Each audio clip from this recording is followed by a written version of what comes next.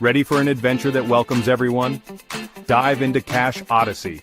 Cache Odyssey is 6 fully accessible geo tours where every geocache is designed for everyone, regardless of their abilities. Each hidden cache tells a unique story, bringing people together on a journey of discovery. With your support, we can make these inclusive adventures a reality.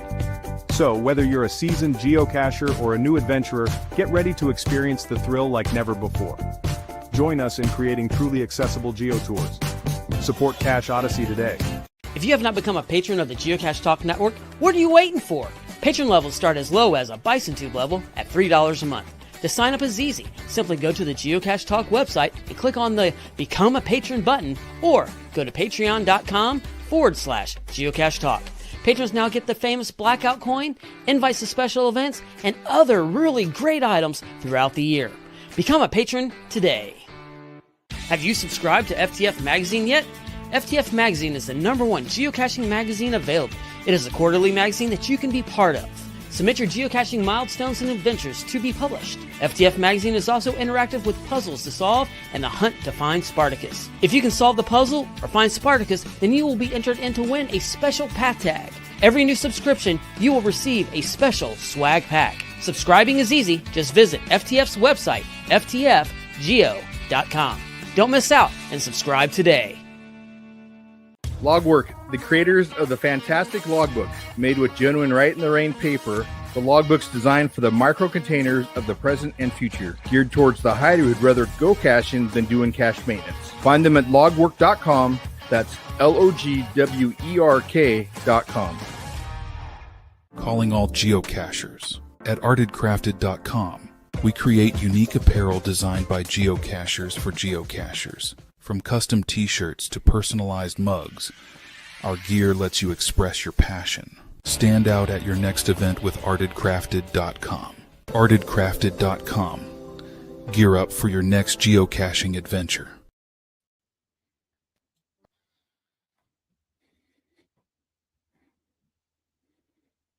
What's going on here? Oh, Are you craving cheesy goodness? It's time for Pizza Talk.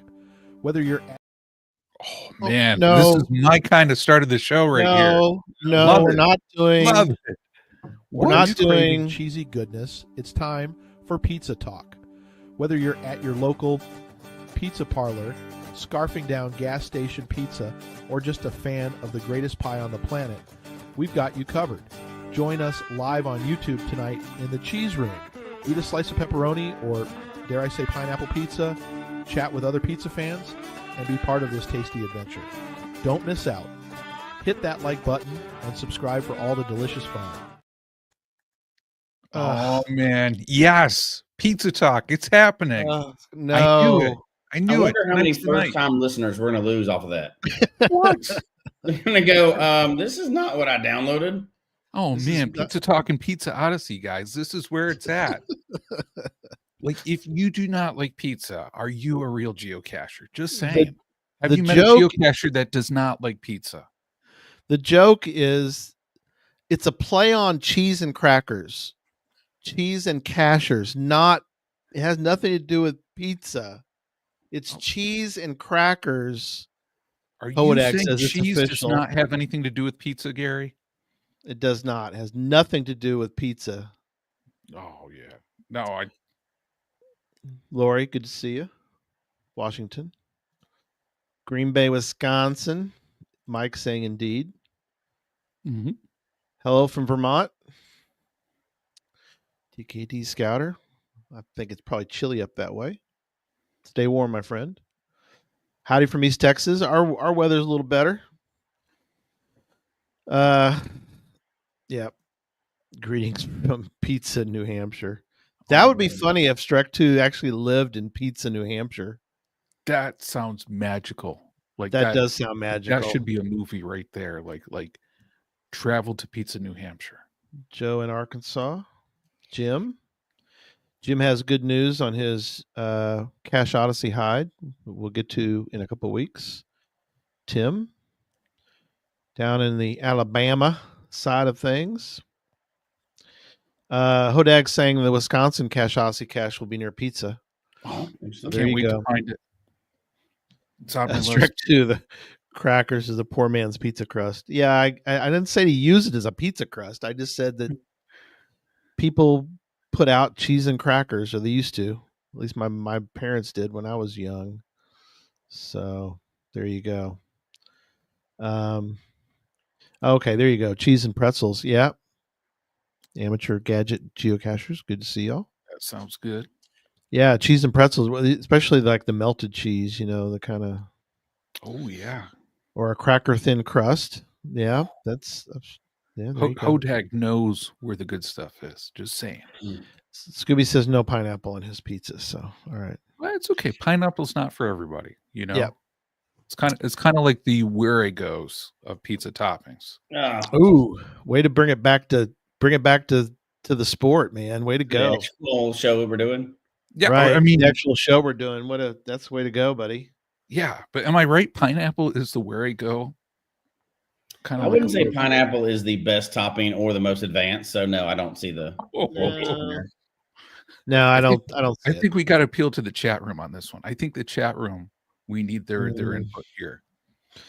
He's up for some spam pizza. So anyway, I would probably eat that before pineapple pizza, spam pizza. Some dessert pizza. Lori's suggesting dessert pizza. So yes. Oh man, dessert pizza can be so good. Okay, let's get into things. So first off, I mentioned big thanks to our new patrons, 1 and 7, and SSO Jote. I don't know how to pronounce it, Scott. You'll have to help me out, buddy. SSOJOAT. But thank you to all our patrons for keeping this show on the air for as long as it's been on the air. 10 years coming up in June. We'll have our 10 years. 10 years. That is wild. That will be awesome. Yeah. Okay. So that's when it's over, right? We only had a 10-year lease. If you want to understand. Yeah, unless we can somehow extend the lease on that. But all right, let's do this.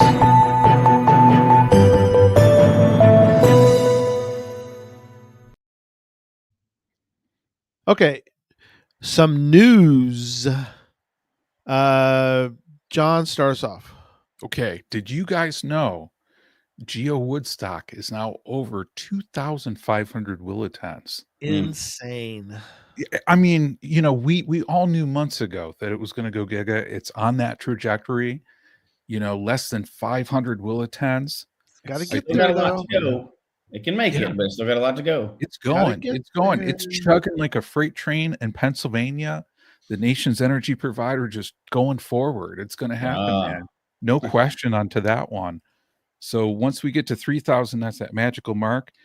Then if we do that in time, it can actually become a giga. And if it does, I believe it's the third giga that could take place in North America, right? North America. Yep. Second in the US, third in North America. Yeah. And Jesse, how many gigas will that make for you when that one comes out? So I have to count those up. I'm not sure. Count those up. Which, by the way, I don't believe in gigas. That's too big. So I don't want to get into megas. I don't want to get into issues here, but the CFO is in the chat room.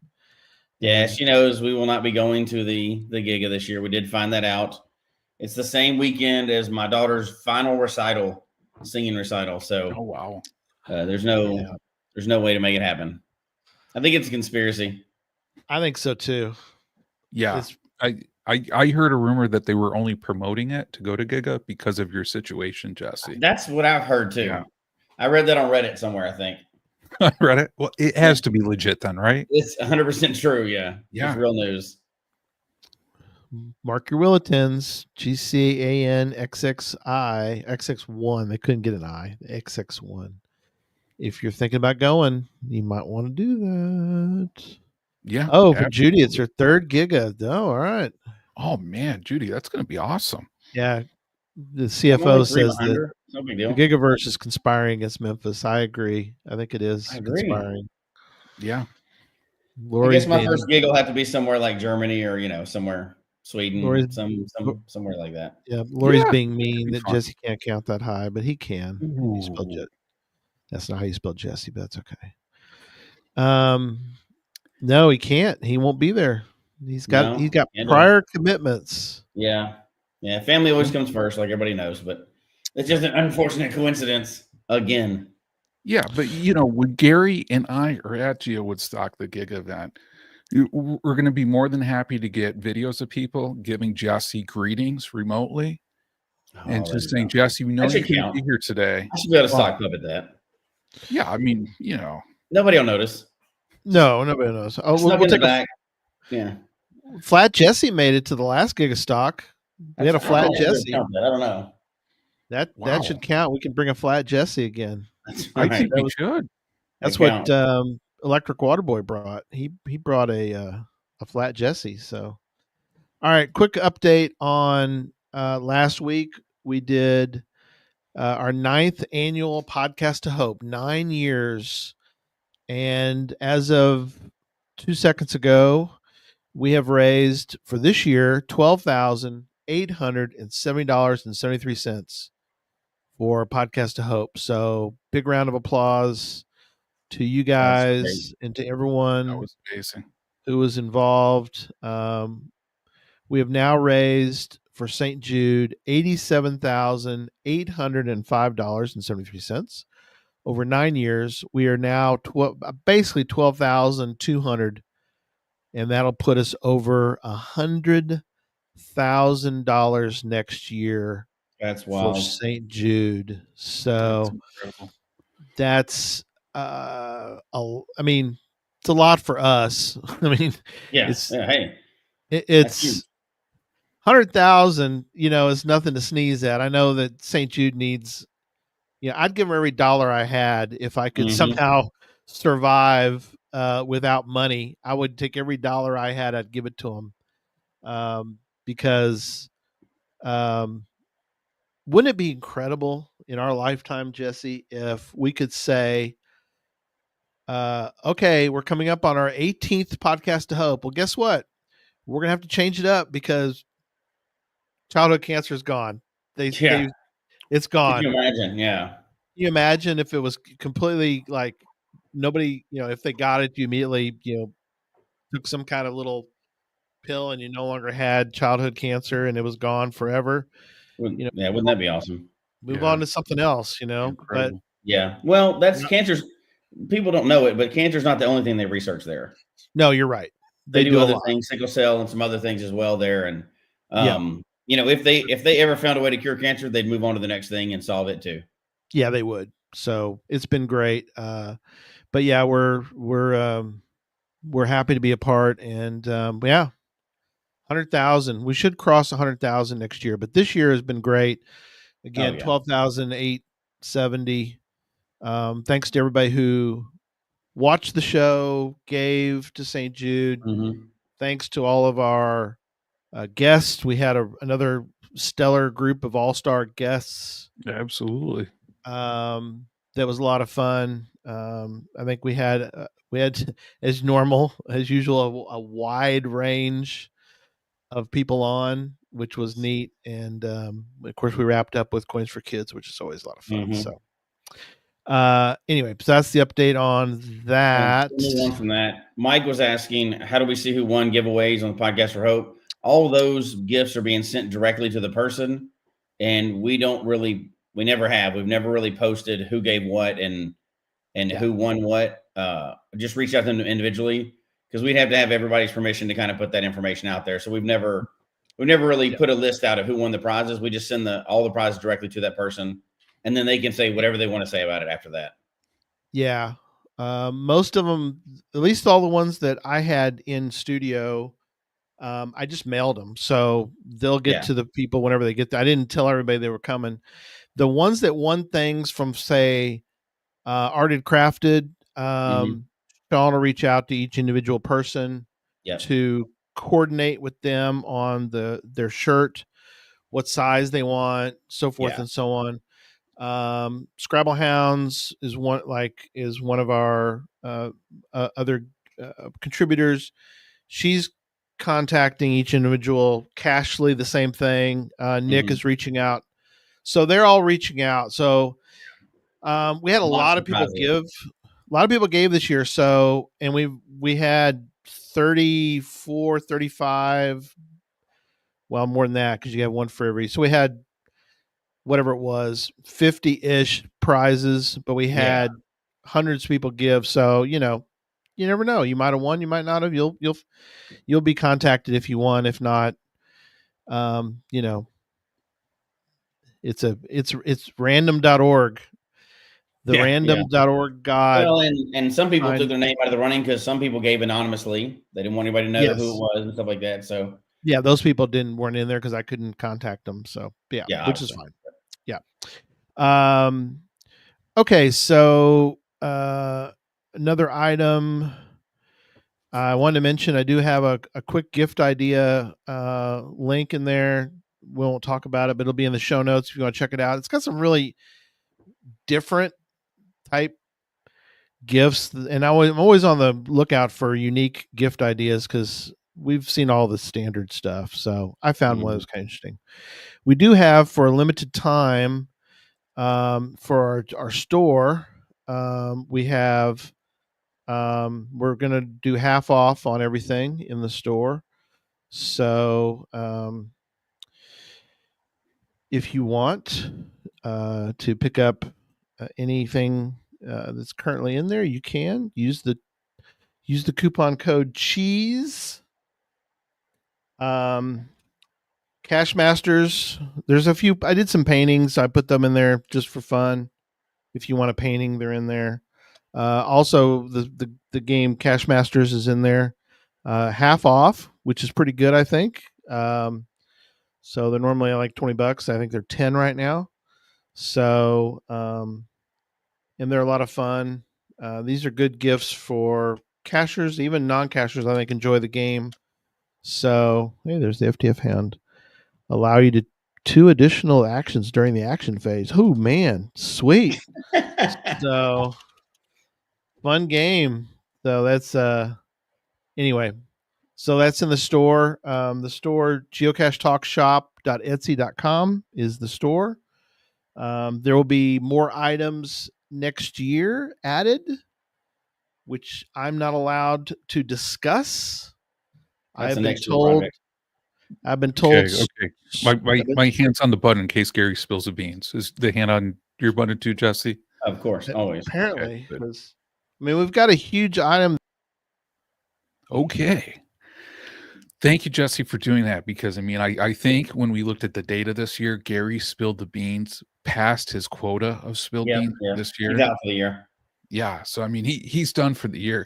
But Jesse, I got to say something. If Gary was here, so I'm looking forward to that item being in the store soon.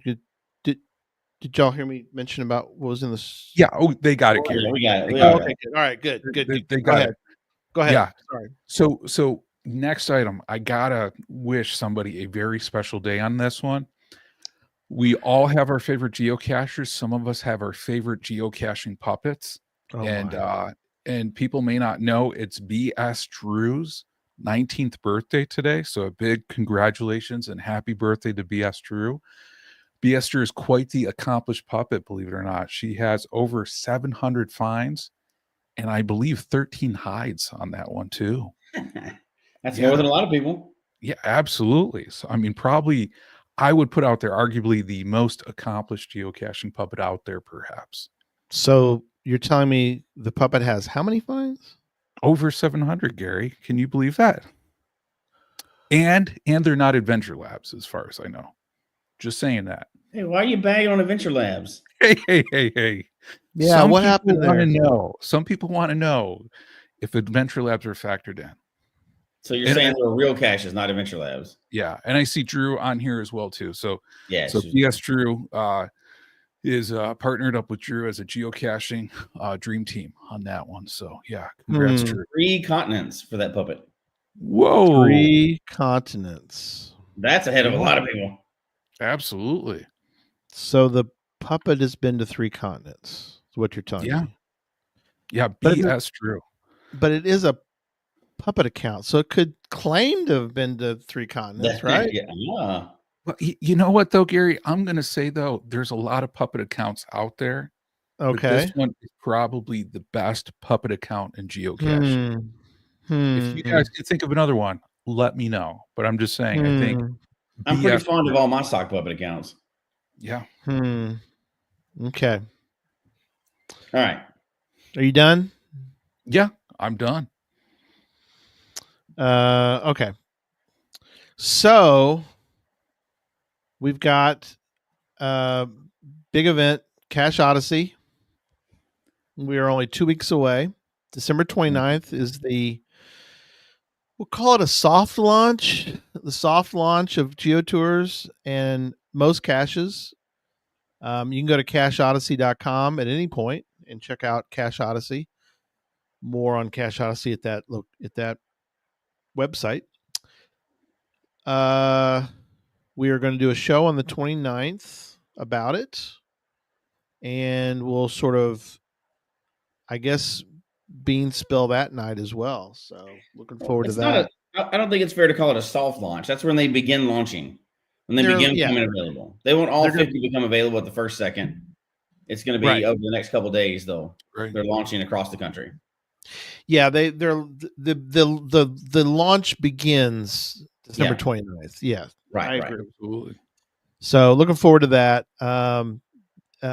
Some incredible caches, and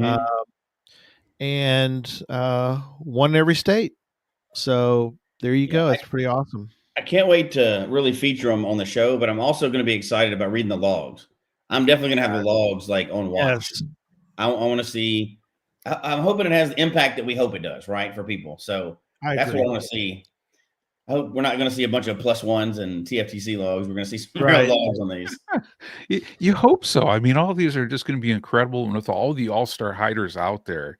Yeah. I mean, I'm sure they're probably going to get a ton of favorite points, ton of great logs out there. I don't want to get distracted, but I'm definitely going to be watching the leaderboard as well. So yes, that's the key. Is it's a live. It's going to start off so slow with the leaderboard, but it will pick up. Yeah, and it's a live leaderboard, which I think is amazing that this thing can pick up on. I'm impressed by it. Like I love the leaderboard thing. That was HQ kind of came out with that leaderboard for a while that we got to test one year, and got to test it. And I haven't really done much on that, but maybe that's one of the things Brian was hinting at for this year. So who knows?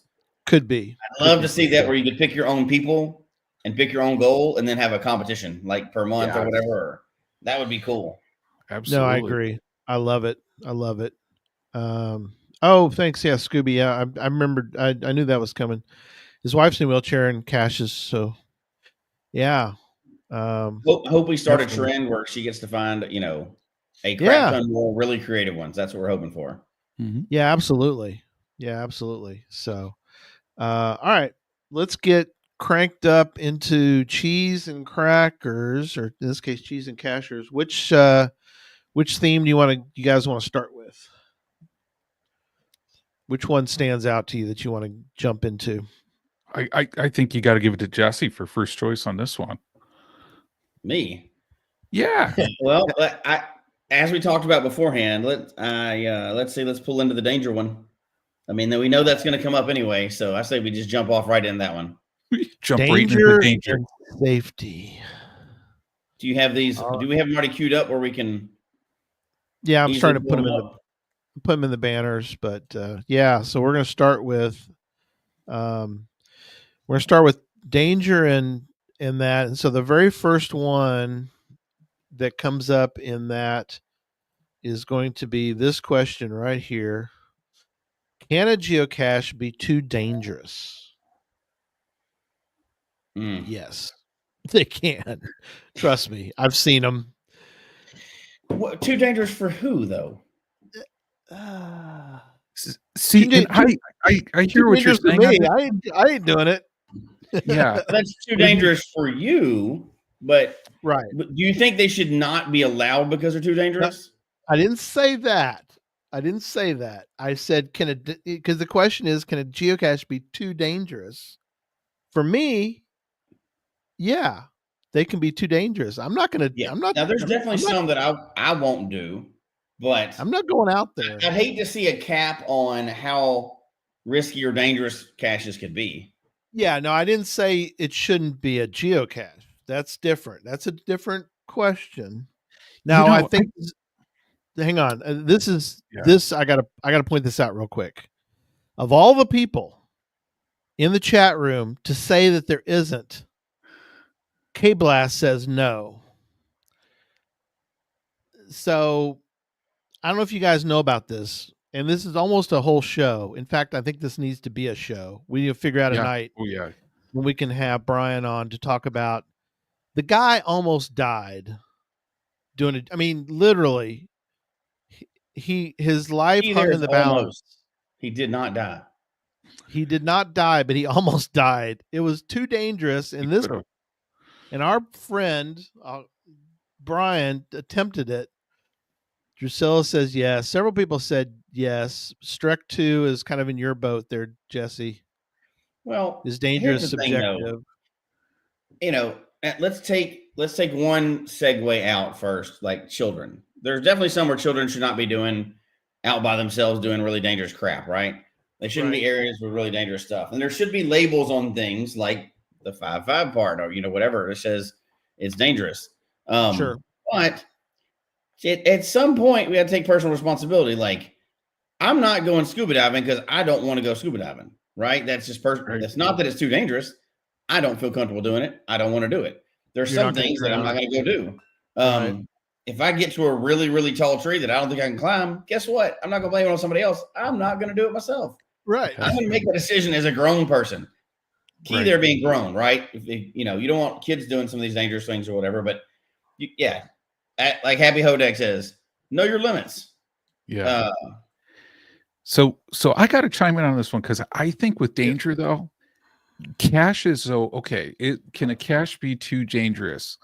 I think to me, caches need to be accurately rated for danger. Like Jesse was saying, on the difficulty, on the terrain, with the proper attributes, because if you need climbing gear, that attribute should be on there, Absolutely. If it's like abandoned mine needs to be on there. If there's dangerous animals, those need to be put on there. But, coming back to the point, I think like Hodag's making and others is if it's accurately rated on that one, the danger and it's outside of your limits, don't do it, on that one. And especially if it's a dangerous one, doing it on your own.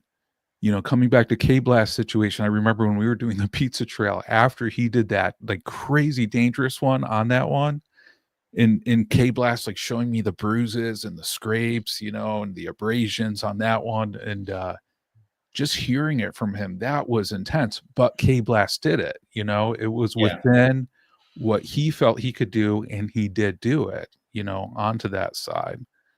So should there be more safety guidelines required? I think there already are. We have terrain and difficulty ratings that already go. Now, people water it down. Like, there's just one state that Gary lives in that has 5.5s that are, you have to jump to get it out of the tree. They call it a 5.5. But that's not true. No, if you go up a branch, I know. If you go up a branch, no.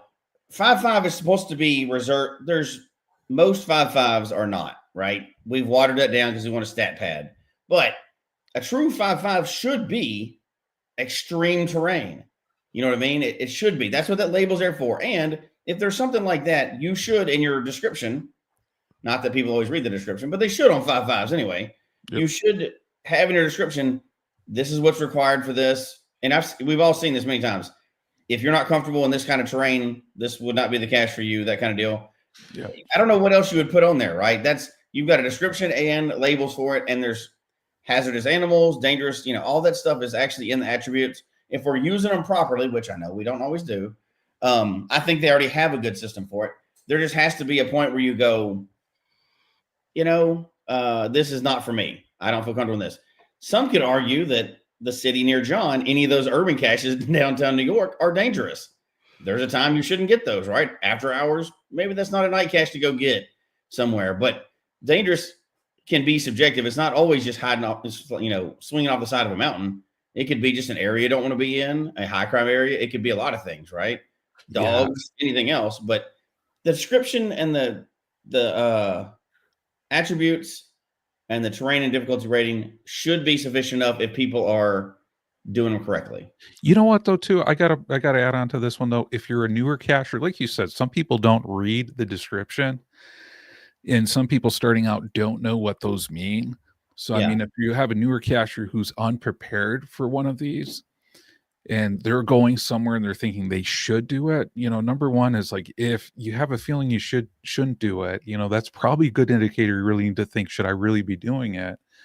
But I mean, for that newer cacher, because how many newer cachers starting out, like when you guys started, were really that familiar with the attributes in itself too, onto that one. Yeah, you're not as much in the beginning, but no. And I think that is why the newer cachers, the non-premium cachers, they start them off with easier caches.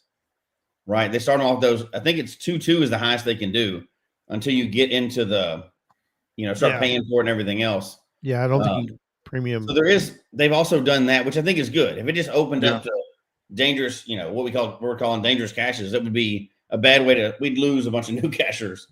Yeah. G says some people decide to take the most dangerous route. That's true. I've done that. We all have. Matt says he agrees. I guess he's agreeing with y'all. I agree with you guys to a point. I think, though, that reviewers possibly need to require more explanations be added. Like, if it's questionable, I agree with you. Or this is dangerous. You can't tell somebody under 18 not to do it. But it should be like, this is not a kid-friendly cache, or, something like that. That should be on there. Not that that's going to stop anybody, but you can't stop people from making bad decisions. All you can do is try to inform them as best you can. Now, there are certain things like don't have it close to railroad tracks and things like that. There's some caches, I think, even less from danger and just more from a bad name for the sport that we should, get rid of before capping it. And, we're mainly talking to people in the U.S. right now, and we have other countries that listen as well, but the biggest is the U.S. Did you notice say don't attach your name to in the U.S. because we try to sue each other over everything? Yes.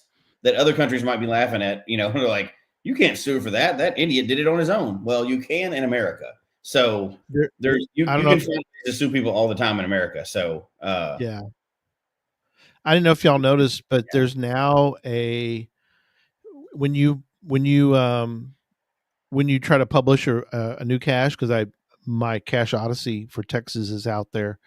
When you submit it, because I just submitted mine recently, there's a extra additional button that you pick. Have y'all seen that yet? I haven't submitted one lately. Haven't seen one. So there's a new button that you've got to click on. I'm wondering if anybody in the chat room has seen this yet or not, but essentially that is now required. There's a new box. Basically, it says that you're responsible for your cache. It's a different. I need to find the wording. So if somebody is this so that like if you get out of the game, we don't have as many zombie caches, or no? It's more the it basically is based on this, which is if somebody dies at your cache, you're responsible, and it's no longer. I guess it's sort of protecting geocaching.com, I think, from. Well, they've got to have that language in there for sure. Yeah. But I'll find the new. I'll do some searching for that, but I don't know. Yeah, we'll look into that for sure. Yeah, and I hear you guys. I mean, one of my frames on here is like thinking like being outdoorsy. So if you're talking like hiking, mountaineering, I mean, anybody can pull up to a trailhead and go out on a trail. Mm-hmm. But for new people who are starting out, I mean, they should realize what they're getting into. And unfortunately, some people don't. But I think for us as cachers, I mean, my advocacy would be properly articulate the risk, with your cache and what you're doing. Because like if somebody's going out, I don't know, let's say on a 15-mile hike, and it's like, dangerous terrain on there, put it in that description. Let people know, I think so. onto that one. Yep. But make it fair, because I mean, the last thing you want to have is an inaccurate rating that people are not comfortable with, and they don't know that until they get to a situation. They may make a bad call.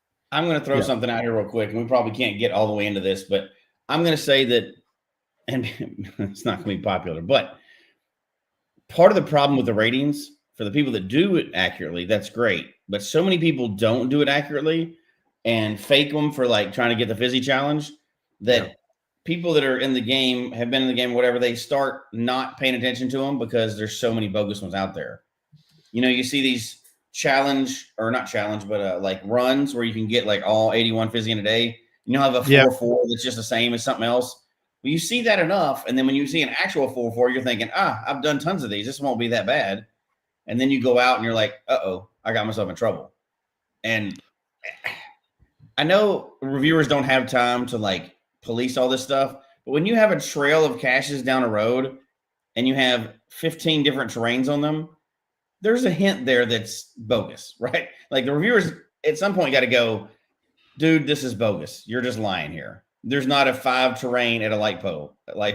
You didn't say anything else about it. You didn't say that. And then that's given that false sense of comfort for people that have found all these weird terrain caches. So even if people are doing it right, I think it's throwing them off. So I don't know how to fix that. It's probably not going to ever be fixed, but it waters down the terrain rating so much people don't take it seriously. Yep. So sort of another question adjacent to this question that we'll ask you guys, which came up in our Cheese and Cachers, which is, how do you prepare for caches with high terrain or difficulty ratings, and what safety precautions do you guys take? I think that depends on what it is, right? Mm-hmm. Like now I try to prepare ahead of time on these and do some research, because if it's a true, 5-5 or whatever, or even just 5 terrain, like it could be, it depends on what it is, right? It could be a tunnel cache, it could be a mountain climb, it could be, a long hike, it could be something else totally, water, boat. But these are probably the only ones that I actually do my research on. I'll look at it. I'll look at the pictures ahead of time, because I'm assuming that most of them are not close to me, or I would have already gone for them, right? I'm usually traveling somewhere to get to it. But I think these are the few. A lot of caches you get on the side of the road, you don't even read the description. You just walk up, get it, and move on, But these, I do research on this and generally try to go with somebody when I'm doing something really, really difficult, and make sure I have the right gear, look at pictures. If it's something really crazy, I'll even contact people that have done it before, like friends that have done it before, and get their advice on it. Because I like to go out and be prepared, because if not, you may have to come back later. And, I want to have everything I need to get it done that day and come home. Yeah. You bring up a good point, Jesse. I mean, I would say here too, reading through previous logs, I mean, it's good to talk to people directly, but read through those logs as well too, because if there's some sort of like hazards on there or conditions that have changed, people can let people know what those are. I was thinking through one, like I was doing one that required some sort of scaling of rock, and the water wore it down over time so that people could get to it a little bit easier early on, but once it eroded, it was a little bit more difficult to get to. So yeah, reading those makes a lot more sense. What's this, Gary? Is this what you have to sorry, enter I didn't now? mean to jump to the, yeah. So I unsubmitted my Cache Odyssey one temporarily. My reviewer will be okay with it. But here's what comes up. And so sorry, I didn't mean to interrupt, but so there is now a line, there's this box, and I'll read you what the box is for those that can't. Let me try to make it bigger. Is that any better? I like that. That's not bad.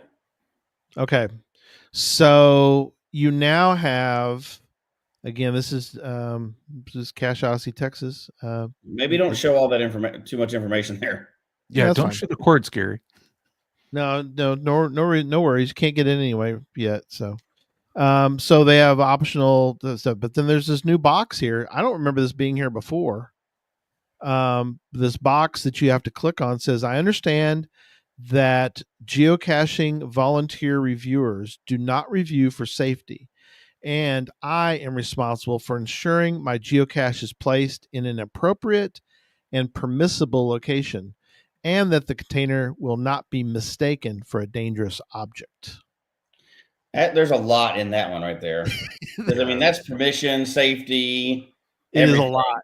It And, is. you know, HQ is kind of probably shielded by it. They're just a listing service.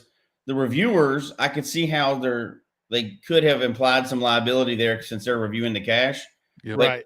they don't get to go out to it. They're just doing it online, right? They don't get to go out and inspect it ahead of time. So Right. that makes sense. Yeah. It does. It's interesting though, because I had not seen that mentioned before. And it doesn't really, that's not a legal thing that's going to hold up anywhere. People can still sue each other. You know, you sign releases all the time. That doesn't stop a lawsuit. No, I agree, but at least, But it is kind of giving information, and you know, it's kind of it does give some more information. yeah, and it kind of is, yeah, like you said, it's covering a it's covering a few different bases, not only safety but also that it's that the cache is placed in an appropriate and permissible location. So they're not, because they don't know if you got permission or not. We've talked about that before. Be an easy way for them to find out. Supply proof, just like you do in the Earth Cache, but whatever. Yeah, and that the container will not be. This one's the one, Jesse, that the container will not be mistaken for a dangerous object. So here's the thing with that, and somebody I thought mentioned about it. you and your Yeah. your pipe bomb There's a situation. possibility the police will still think it's a bomb. Of course there is, because even if you put an ammo can out with geocache on the side of it, that doesn't mean it's not a bomb. It's not like a bad guy couldn't do that either. People have heard of geocaching, right? You can't make any assumptions. If you think you can, the next time there's a bomb scare, you walk up and pick it up. Yeah, I'm not going to. Yeah. You'll rethink your philosophy on that altogether. I have been out on those before. We've talked about it or whatever. I have been out on those before, but it's funny. You think, these don't look like bombs until you have the suspicion that one is, and you're like, oh, that does look like a bomb now. And you're Yeah. saying when you've been out there, Jesse, you're saying not as like geocaching, Jesse. You're saying as former law enforcement. With law Jesse. enforcement. Yeah. Yes. Now I've had them called on me too, but that's a different story. But I've been out there when the bomb squad was out there, and everything seems a lot more serious when you have the bomb robot and people in big suits and stuff. yeah, exactly. We're in the I'm pretty sure this is what it's supposed to be, but you go kick it. I'm not going to kick it. Well, and you know, for HQ's perspective, I totally get that statement, because it's just like a lot of people may not submit all the details that they're putting in there. You know, for the Yeah. cache, you're right. The ratings, the terrain ratings, I mean, may not be accurate either onto Yeah. that one. So, I mean, the reviewers may not have the full picture. Well, and that's No. the thing, right? Like, I can tell you more dangerous cache that I've been to that had nothing to do with any of that. And we've talked about it on the show before too, but this is what makes me mad about like zombie caches and stuff. This had become, when the cache was hidden, it was just at the bottom of some trees, in a little city park. But it had become over time a drug den, and people were throwing down their all their paraphernalia, the needles and everything else, and had been doing it for a while there.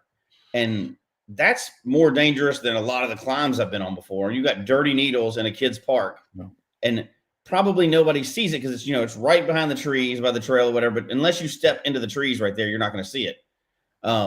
But that's just as dangerous. You got some nasty hepatitis needles and everything else, and right on the area where the cache is, like exactly where the cache is. Which leads us to our next question. Uh-oh.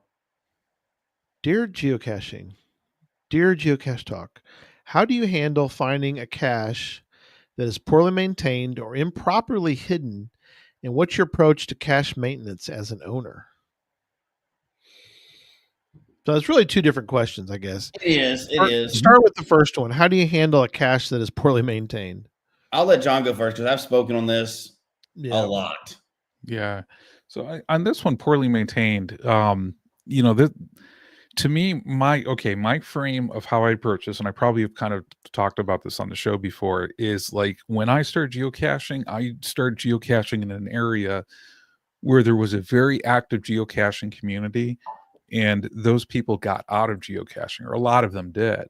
So there was a lot of caches out there that weren't being like maintained well, that were in rough shape. That when I was starting to cache and find some of these, I thought like, these are just like soggy, disgusting, like moldy. And I kind of even thought for me for a while, like, am I really getting into a good hobby on this one if this is what I'm finding, out there?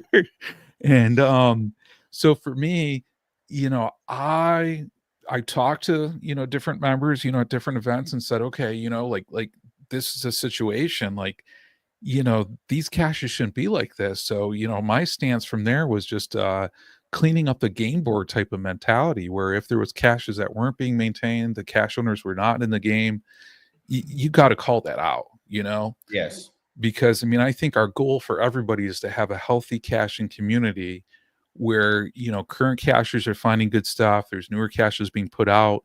For newer cachers, they're going out, they're finding good, well-maintained caches that they want to be a part of that game. So, from my perspective, it's pretty critical to ensure that caches are well maintained on that side. And, improperly hidden, from my perspective, my experiences on those two, some caches, and we all have that where that's like the cache is migrated, like somebody's hit it like 5 feet, 5 feet, 5 feet away. It gets to maybe like 10 feet, 20 feet away on that side is, K-Blast, nuke it from orbit. Yeah, absolutely. It's just, well, hang on now. There's two different things going on here, though. Yeah. One is your cache. No, we ain't got to that part. We're just talking about you said the first part. First part is other people's caches, right? That's what we're talking about. Okay. All right. Yeah. All right. Absolutely. There is a fine line there between you fixing their cache versus nobody's just fixing their cache. That's not what we're talking about. Okay. Yeah. Unlike somebody that I know that's really wimpy about this topic. I've had to archive. I'd have to put in needs archive for you in your area.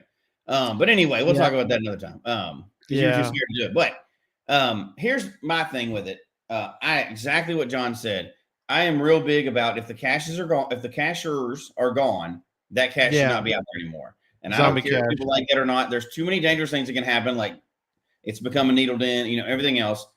Now, I'm quick to put in a needs maintenance or needs archive for a cache for the appropriate reasons. But before I do, like I'll put in one a lot of times but I'll go in and do my little research, check the cacher's profile. They haven't posted in a long time, hadn't been on geocache in a long time, haven't found or hidden a cache in a year, that kind of deal. I'll go ahead and put all that in the note to the reviewer right then. Yep. This cache is not being maintained. The cacher has not had any activity in the last year. This is all for the public to see. And I'm like, this cache needs to be archived. Hopefully this brings the owner back. Wasn't on mine. It was no. It's when Jesse and I were caching together, and he sent it instead of me sending it. But I put all that information in my needs archive. I'll do a big log needs archive.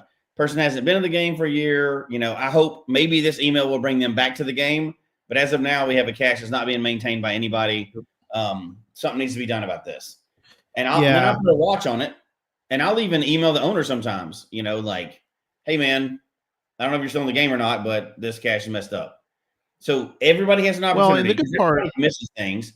They all have an opportunity to fix it, but it puts them on a time clock, right? If they don't come back to the game, boop, it's gone. Because we have to do that. There's too much trash out there. Yeah. So the good part about this too, is that they now these caches are. It doesn't say. I'm going to pull it up. It doesn't. You don't have to put needs. It needs attention, but we don't. You don't use that phrase owner anymore. Attention requested, right? Yeah, I was going to say it's sort of worded. Not that wording is that big of a deal, but it is kind of, I think, nice that you can kind of do like what Jesse said. Is you can put a log on it, and you can basically say, look, this cache. It's not necessarily that it needs to be archived, but it needs attention. And so I was going to pull up real quick. What is the option? Oh man. K-Blast is saying reviewer attention requested, isn't it? Yeah. Reviewer attention requested and owner attention requested. Yep. Yeah, that's it. Thank you. Yeah. Which is sort of a nicer maybe way to put it, that the owner's attention We is got to being protect people's requested. feelings again. We can't just keep doing what we're supposed to be doing. Look, No, clean we up your can't. crap and stop being a baby about it. Stop Oh being my a baby. gosh. All right. So what about the second half of this, which is scary. I can't think. Look, just do your stuff, man. Take care. Y'all are both cache owners. If I get a needs maintenance email on mine, that's immediate attention for me. yeah. I'm immediately getting to that. Now, I may have to just write a note saying I got to get out there to it, hike somewhere to it or whatever. Yeah. Or Sure. like I've got two caches that are in other states. I've had them for a long time, and they're maintained by somebody in that state, right? And it's one that from time to time it goes missing or whatever, or it gets done. But I'll immediately contact them, and they've been awesome by keeping them going. I never thought they'd be going this many years later, but I'm immediately on those caches. That's what a good owner does. At least puts a note that says, I need to go inspect this. I'm aware of it. I'm going to get out there as soon as I can, because that's part of being a cache owner. It's not just about collecting favorite points. Absolutely. You're providing something for the community, and you have to be responsible for it. Yep. No, Unless I you agree. have old caches like I do, and then it doesn't matter. Blow the mountain up. It's okay. But I mean, on that too, Jesse, I mean, you got to post your maintenance log as an owner, onto that one. Yeah. Oh my God. How annoying is that? When you see the little red thing, I'm like, fix this on your log. Oh, the little red wrench. And I mean, that's the thing that it's crazy, because if you search for like that owner attention request or that wrench, like attribute and that icon, there's a bunch of them out there where all the person needs to do is post a maintenance log saying you went out, you checked it, it's all good. I know for me as a CO, usually I post something like, we checked the cache, if we needed to fix it, we fixed it. Or if the cache is still there in good shape, the cache is still there in good shape. I usually post something that says like, if anybody ever needs a hint or needs to reach out, please feel free to do so. Yeah. We're always happy when our caches are found, onto this. So don't hesitate to reach out. And I don't even mind if it's somebody who they can't find the cache and I go and I find it, I don't mind that. I'd rather have somebody let me know if there's an issue out there. Right. How often do you do needs maintenance logs on your caches? Needs. How often do we just? I mean, do maintenance. Maintenance done. How often do you do maintenance? Owner maintenance. Sorry. Yeah. If somebody asked, owner attention requested, or a series of DNFs, sometimes I'll do a maintenance log on that one. If I serviced a cache, sometimes I'll do a maintenance log, or I'll do a write note as well too, because sometimes I find, and I don't know, maybe it's just me, like my cache hasn't been found in a while. So if I was like, hey, I was out on the trail, I checked it, cache is still there, cache is in great shape, I let people know. Sometimes I'll get a lot more finds after I posted those logs. So I do two those things regularly. I do two things. One is, like John said, if nobody's found it, then it's on my list. Now, again, this is up to and see what you guys think.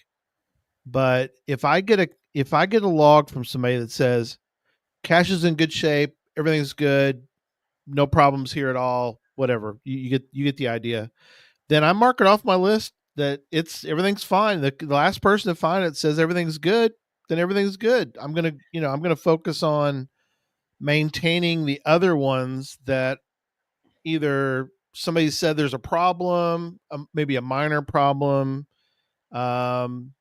I guess I've been fortunate that most of the people that find my caches will let me know, like, even the state, and this kind of gets into my next question, which we're going to do here in a second, which is they basically tell me like, your container's okay, but it's starting to look a little on the worn side, which is good because, and I don't know if you guys do this as well, but I think this is a good habit to get into, which is your caches. And I think you started doing this too, Jesse. I remember you mentioned you'd seen this on a cache log somewhere, but basically it's saying you're giving a sort of a cache inventory, not the items that are in it, but more of a cache status. This cache is in perfect shape, or this cache is in is in a worn state. It's still good.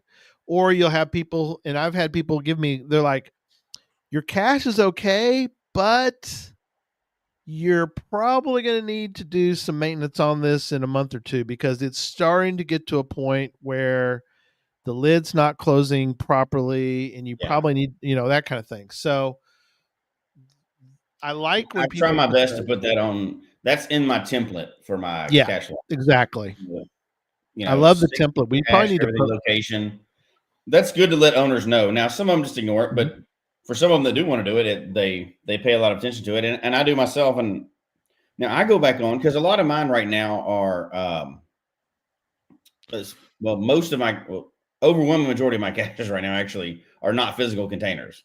So that kind of maintenance is gone. So all I have is the online stuff. But I even go back with those every once in a while, and like with the earth caches or whatever, or virtual whatever, I go back and check the cache page. Check to see if there's a bunch of, because you can still put trackables in those, in virtual ones, right? We all learned that. That's funny. And I'll just check the cache page and make sure it still looks good, because links can get broken and stuff. Now it's the pictures have changed on that lately, but make sure everything's cleaned up. And if I've come up with a better way to explain something on Earth Cache, I'll update that, and I'll put on there too. Cache page was updated, and I'll do that with the owner maintenance every once in a while too. Like updated everything, explained it easier, something like that. I think there's a lot you can do. It shouldn't just be fire and forget with your caches. You got to actively maintain them, or you're even checking the logs, right? There's a lot of times the logs will be weird, or especially with Earth Cache and virtuals, every once in a while you'll see somebody that accidentally posts all the answers in their log, and you're like, okay, dude. Oh yeah. Yeah. You don't want that. Usually an accident or whatever, but I think those things are part of what you got to do. Yeah. So this kind of fits into this theme as well. So we'll ask you guys about cache longevity.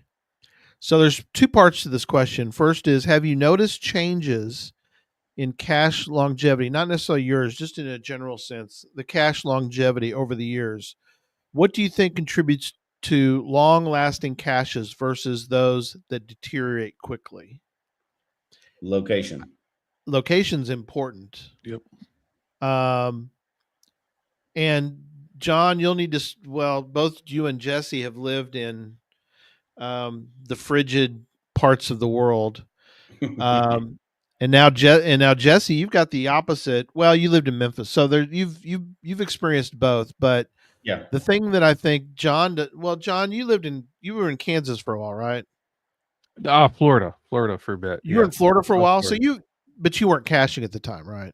No, when I went back, I've done some caching there, but I didn't cache. Well, this is something that Pathfinder 33 Charles mentions once in a while, and we get a lot here in Texas, which is, depending on what you use, your caches will not last. And we've all been. Oh yeah, absolutely, containers. I mean, and Jesse's been with me. We've found caches all over Texas, and they've been. We found some that are quite toasty, and they just won't last. You can't use, a cheap plastic. And I don't know, does this same thing happen when, I guess cheap plastic is not good really, probably in any climate? No, you got to have high quality containers for sure. Yeah. But I think I don't think caches over the years are dying because of quality containers. I think that has to do with the cache owner. If they're going to put out a crappy cache, they're probably not going to maintain it anyway, right? A good owner is going to put out a much better container. But I think to me, what I've noticed is urban caches don't last as long because things change, things move. There's a lot higher muggle activity around it. It's a lot easier, assuming that everybody's maintaining it, right? It's a lot easier to keep one out on a trail going for years and years than it is at a bus stop that may not be there next 3 years from there, right? So I think that helps. One, being away from people more in a more remote environment helps. But also, I think a lot of that could be contributed to the fact that we have a lot of people that are joining the game from the app and don't ever really stay in the game that long. They get in the game, they want to throw out one real quick, and then they move on. Those caches shouldn't be long-term caches. Yeah, so couple comments. Tony says, obviously metal ammo cans work best in Vermont, in the Vermont winters. Yeah, That I makes perfect agree with sense. him on that one. Yeah, because Um, I know I've had to swap out some plastic ammo cans or put a container in a plastic ammo can right. if I've used those before. Well, plastic ones will hold up better than a normal. I mean, the thick plastic, but again, then the lids won't. They slowly kind of in the metal ammo cans are just far superior. Yeah.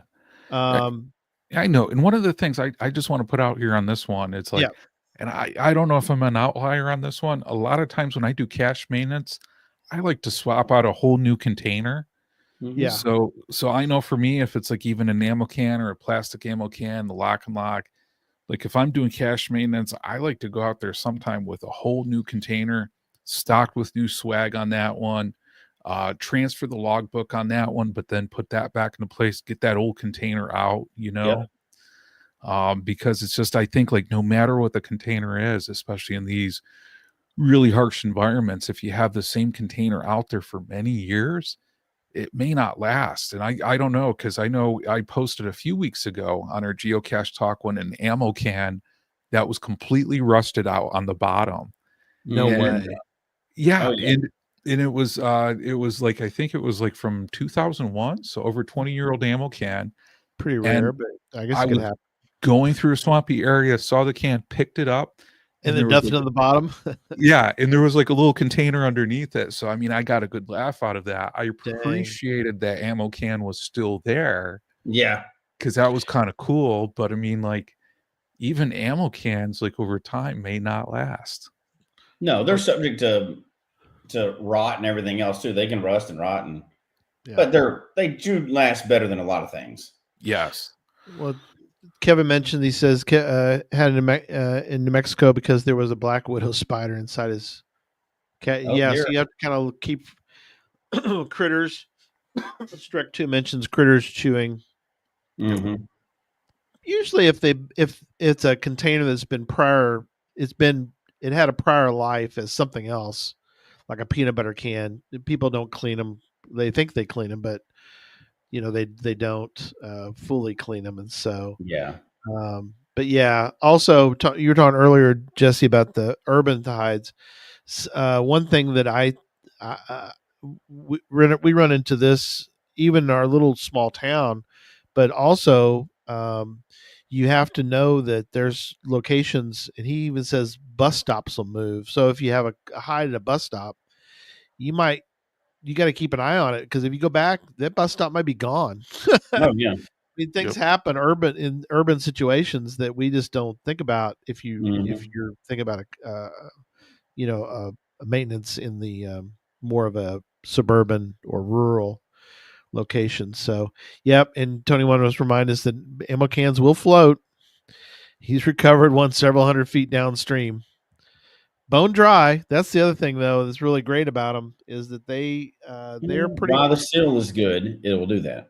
Yeah, Yep. yeah. Yeah, that's for sure. Yeah, K Blast says that he saw one where the light post moved. Ah, Yeah, that's true. it can happen. Yeah. I know I found a nano earlier today underside a picnic table, and it was a newer cashier that hit it. But chances are that picnic table is going to move over Yeah. time, No doubt. Right. especially when it's not chained down. Yeah, Just Let's- change the difficulty. Make it harder. that's right. We still have a lot of questions, so I think there'll be a part 3 at some point. So I want to We keep really only some got of to one these. section tonight, to be honest. But there's Yeah, so many things in that one section. There's nothing. And there's so many good questions people submit on there. I Yeah. just loved Well, all we'll just have to them. hit these regularly. I mean, we've got a bunch to go through, so we can hit them regularly, because I think if somebody's sending in the question, somebody else has thought of it. yep, But it's not one that we always spend a whole show doing. But we have 2 or 3 of these questions we can get knocked out. I like it like that, though. That's good. yeah, I agree. So we'll wrap up with a very serious question here, which is Oh gosh. um, does cheese make good? Does cheese make good swag? And I think I think we're very sure that it does not. But cheese is very good, though. Food is not correct, but food is not allowed. Now, It is fake not. cheese, Yeah, fake plastic cheese. cheese with Yeah. a little fake mouse, that's not, or not fake mouse, like a plastic mouse. Yeah, fake mouse. So that'd work. Yeah. Yeah. Well, okay. So on here, only if it is on pizza with an Infernal Device 2.0 does Yeah. it. Yeah, that was That a was unique fun. situation. Yeah. That's the only time. Just I want to make sure we clarify. That is the only time that food is allowed in a cache. Approved by the owner, approved by reviewers, approved by HQ. Still hot. I think was the pizza still warm when you opened it? Yeah, absolutely. It was ready to go, right? Yeah. So I think that's the only time. I think it was a one of a kind situation where the pizza was in a geocache. Yeah. That's scary. I think pizza caching should be a thing over time. I really do. All right, that's enough of that. But that's probably for another show. That's for another show. Yes. There you go. All right. So quick reminder, no show next Sunday. The 22nd, we will be all either celebrating Christmas time or we're traveling to somewhere to celebrate Christmas. So no show next Sunday. The Sunday after, we're going to be celebrating Cache Odyssey launch. And we're going to talk about, we're going to have some cache owners on with us that night. And so we're looking forward to that. The Cache Odyssey Geo Tours, the 6 Geo Tours are getting pretty close, right, John? I mean, yeah, absolutely. We're almost there. I can't believe that we're about to launch 6 tours. Is mind-boggling to think about. To launch even one Geo Tour is wild, but 6 is 6 of them are going to launch. Yeah, and for us never doing one tour, but doing 6 at a time.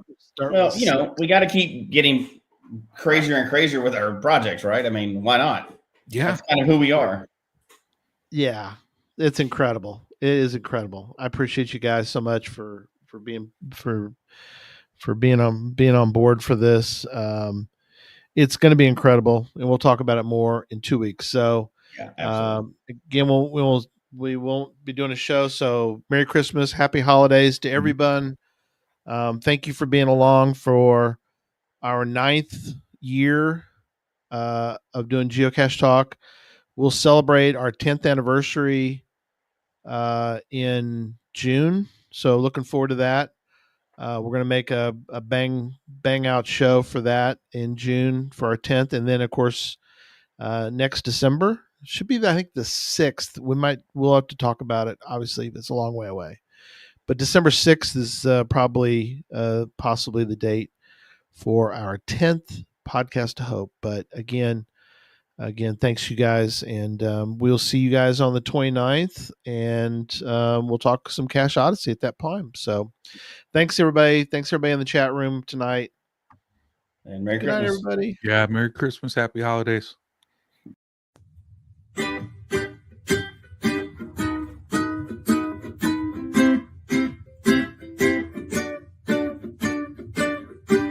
May your finds be many, and your DNFs be few. May the terrain and difficulty both be less than 2. And whatever it is you're looking for, may it find its way to you. And may we all meet again. Folks, we hope you've enjoyed the show tonight. Please email us your comment at geocachetalk@gmail.com. Don't forget to follow us on Twitter, Instagram, and Facebook. The show can be found on Apple Podcasts, Stitcher, Radio Public, or Spotify, as well as at the Geocache Talk website. Don't forget to click that subscribe button below and ring that bell notification so that you can see and hear the show on a weekly basis. And tell your friends about the show. Get them involved with us in the chat room. And until next week, don't just talk about geocaching, go geocaching.